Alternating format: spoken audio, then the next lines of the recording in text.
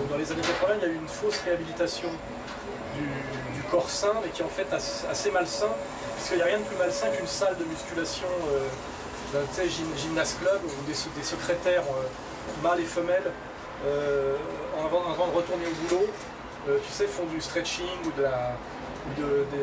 des appareils pour essayer de se donner un corps d'athlète, alors qu'en fait ce sont souvent près à la limite des handicapés.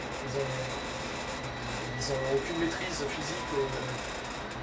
Ça c'est assez années 80. Et moi j'ai toujours continué mon sport basé sur la technique, la capacité de souffrir, la régularité à l'entraînement, et assez peu spectaculaire. Parce que en boxe, on ne fait pas traditionnellement, sauf à très haut niveau peut-être, il n'y a pas de travail de musculation. C'est tout avec avec le poids de corps, quoi. Et ça c'est aussi sans doute ce qui fait que je me suis à peu près maintenu, parce que tous les types que j'ai connus qui ont fait de la gonflette, le problème de la gonflette, c'est que tu gonfles et tu dégonfles. Quand tu arrêtes, tu t'effondres. Et c'est assez monstrueux. Le problème, pareil, on voit avec Schwarzenegger, le piège du type qui a fait de la muscu et qui arrête parce qu'il vieillit, et ses muscles s'effondrent, et ça devient en fait une sorte d'handicapé. On le voit quand on voit Schwarzenegger aujourd'hui, qui en plus est un type, je crois, qui a de gros problèmes dialysés, etc., les reins foutus, tout ça. On voit bien que dans la dérive notamment du bodybuilding, ça devient une monstruosité, et qui en fait a des muscles hypertrophiés qui n'ont pas de fonction. C'est-à-dire que le bodybuilder sait rien faire d'autre que de s'exhiber. Il n'a pas de maîtrise, et en plus il n'est pas performant. C'est pas un sportif de haut niveau en fait. Il n'est pas performant parce qu'il a un problème cardiaque, il a des muscles qui consomment beaucoup trop d'énergie. Souvent d'ailleurs il a un corps qui est relativement dysfonctionnel. Un culturiste ne peut pas courir pratiquement, il est très maladroit au niveau gestuel, il est gêné par sa musculature. Je dis Club Med Gym et chirurgie esthétique, parce que ça renvoie à cette même conception du monde, nécessitation d'esprit sans un corps sain. Bah non, en fait, là on voit que c'est totalement dévoyé et décadent, puisque ça.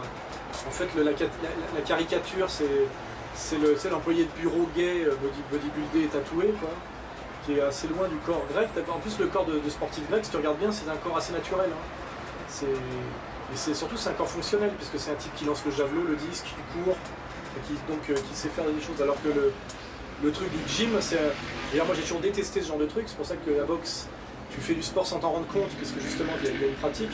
Parce qu'il n'y a rien de pire que de faire ce qu'on appelle des appareils. Faire des appareils, c'est horrible, j'ai jamais supporté. C'est-à-dire passer 1h30 sur un banc, à faire des espèces de gestes répétitifs avec le geste. Le pire geste de tout le sport, pour moi, c'est ça. C'est le type qui fait. Donc tout le travail consiste à faire gonfler son biceps. Il fait ça. Il n'y a rien d'autre. Comme ça lui fait des gros bras. C'est le truc de l'américain, le truc du connard américain, c'est ça. C'est d'avoir des gros bras, mais il n'a rien. Il n'a pas d'équilibre. Il n'a pas de maîtrise. Souvent, il n'y a pas de coordination musculaire cohérente parce qu'il travaille assis. Tu vois, les types, ils travaillent en général le haut, ce qui se voit, les bras. C'est vraiment la symbolique du bras. Or, on sait quand on fait des sports de combat, par exemple, que le bras sert pratiquement à rien en fait. La puissance est dans les appuis, le geste, le dos, la transmission. Quoi. On voit beaucoup de grands boxeurs punchers qui sont très fins et qui n'ont pas de gros bras. Et tout ça, en fait, oui, c'est quand l'esthétique de la fonctionnalité remplace la fonctionnalité réelle. Et effectivement, quand c'est les années 80, l'espèce de soi-disant retour au corps sain des Grecs, produit quelque chose qui est totalement finalement l'inverse, décadent, et qui est l'antithèse du corps 70 maigre du gauchiste anti-sport, mais qui finalement n'est pas tellement mieux. Parce que t'as le gauchiste maigrelet, fumeur de shit anti-sport 70, et après t'as l'employé de bureau crypto-homosexuel, bodybuildé 80. Dans les deux cas, c'est un échec, c'est un ratage.